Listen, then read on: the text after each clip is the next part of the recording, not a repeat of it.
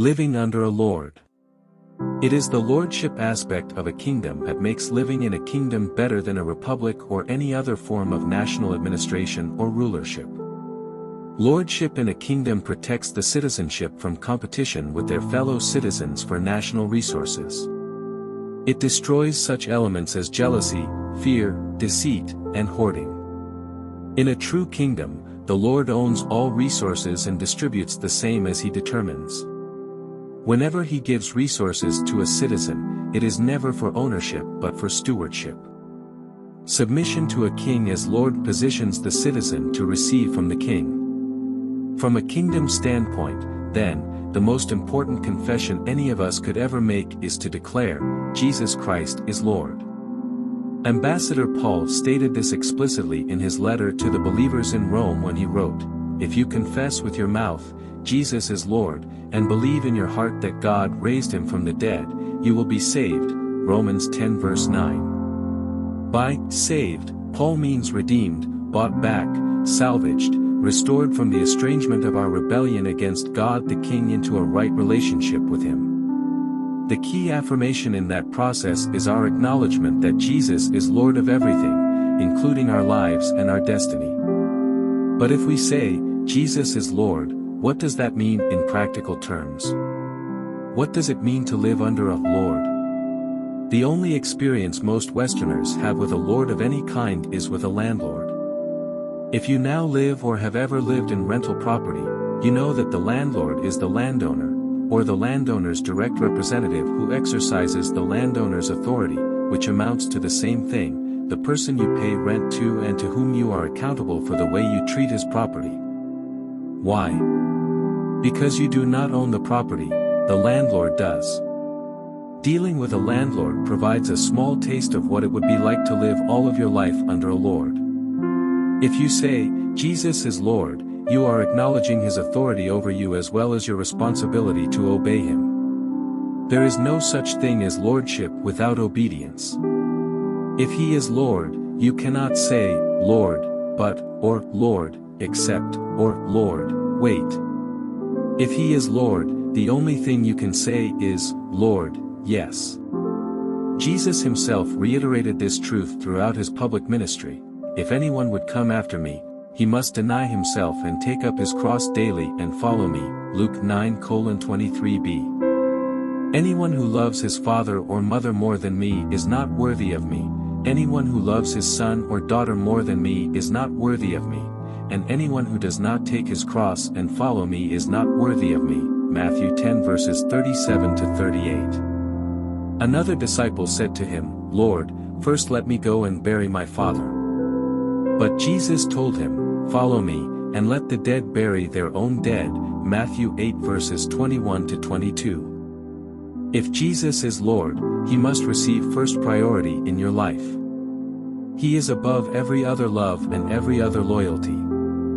He is above every goal, dream, and ambition. You cannot be a disciple and say, Lord, first let me. He must be first, in everything. Otherwise, he is not truly Lord of your life, regardless of what you say. Jesus said, why do you call me, Lord, Lord, and do not do what I say? Luke 6 verse 46. You cannot call him Lord and then start making excuses for not obeying him. You can't claim that he owns you and then go ahead and do whatever you please. In the kingdom of heaven there is no such thing as a weekend citizen. You do not follow him one time and not another depending on your preference. If Jesus is Lord, you cannot live for him on Sunday and for yourself the rest of the week. Jesus is either Lord of all, or he is not Lord at all. The Lordship of Christ is a 24/7 proposition. There is no other schedule. Living under a Lord also means giving up all concepts of personal ownership.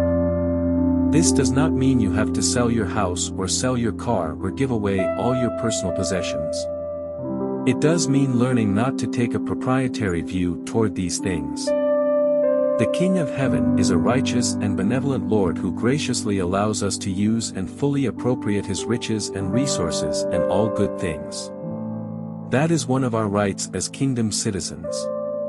We can enjoy all of these things without measure as long as we remember who owns them. The moment we begin to think that they belong to us, however, we set ourselves up for trouble.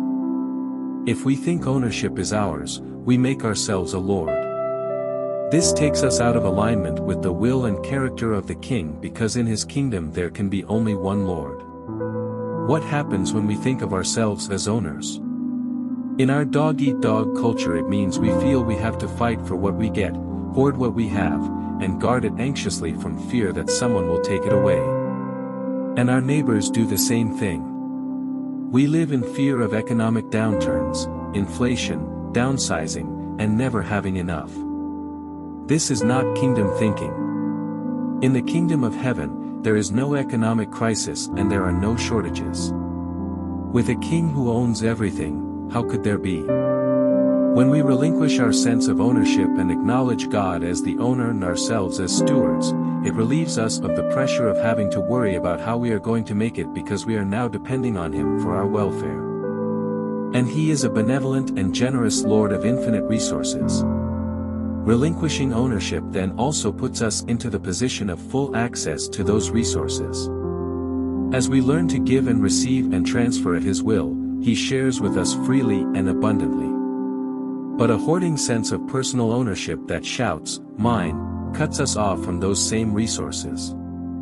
Which position would you rather be in? Letting go of personal ownership also nourishes and releases a generous spirit within us. If we are only stewards and not owners, we can give freely as the Lord has given freely to us, knowing that He, who has no limitations, can replace what we give to others. His reputation as King and Lord rides on how well He cares for His citizens, and He will give special care to those citizens who reflect His character by giving as He gives. As a matter of fact, the best time to give is when things are tight personally, because that is when you acknowledge that He owns even what you don't have. The greatest sign that you truly believe that Jesus is Lord is by how much you are willing to get rid of. You have learned how to live under a Lord when you can give freely without hesitation, regret, or fear, and say to the Lord of all with a joyful and willing spirit, "It's all yours. It's all yours." 7 points in summary. In summary, here are 7 fundamental principles of lordship. 1. A king personally owns everything in his domain. There is no private ownership in a kingdom. Everything belongs to the king. 2. Use of anything in a kingdom is a privilege. If the king owns everything, then anything in that kingdom that we use is not by right but by a privilege granted by the king. 3. A king can give or distribute anything to anyone in his kingdom. Why? Because he owns it. He can shift things around any way he pleases. This is why we need to hold on to our possessions lightly. They really are not ours. Sometimes the king will test us by telling us to give up something he has given us. Our response, obedience or disobedience, will reveal whether or not we really believe he is Lord. If we obey, we show that we believe he owns everything and that he not only can replace what we give but even multiply it. 4. Submission to a king's lordship means that we have no right to ourselves. That is why the greatest confession we can ever make is the confession, Jesus Christ is Lord. The moment we say those words, we are acknowledging that we have no more right to our own life, it now belongs to Christ. We have put ourselves willingly under His control and direction and are at His beck and call. He can help Himself to our lives anytime He wants. 5. Obedience is acknowledgement of lordship. When we obey the King, we are simply saying to Him, "You are Lord and my life is yours. Your wish is my command." 6. Thanksgiving is an acknowledgement of the King's lordship. Daily thankfulness for food, water, clothing, shelter, and other daily needs reveals that we believe that the King owns all and is the source of all we have. 7. The word Lord can never be used with the word but. Those two words are impossible together. We cannot say, "I love you, Lord," but, or else He is not Lord. We cannot claim him as Lord and then make excuses for not obeying him. The only appropriate word to go with Lord. Principles. 1. All kings are automatically lords. 2. Kingship has to do with authority, lordship has to do with ownership. 3. All true kings must have and own territory. 4. As Lord, a king literally and legally owns everything in his domain. 5. If the king owns everything, then no one in the kingdom owns anything. 6. If the king owns everything, he can give anything to anyone at any time according to his own sovereign choice. 7. A king's wealth is measured by the size and richness of his domain. 8. God, the King of heaven, is King and Lord of all. 9. Jesus Christ is King and Lord of all. 10. The most important confession any of us could ever make is to declare, Jesus Christ is Lord. 11. There is no such thing as lordship without obedience.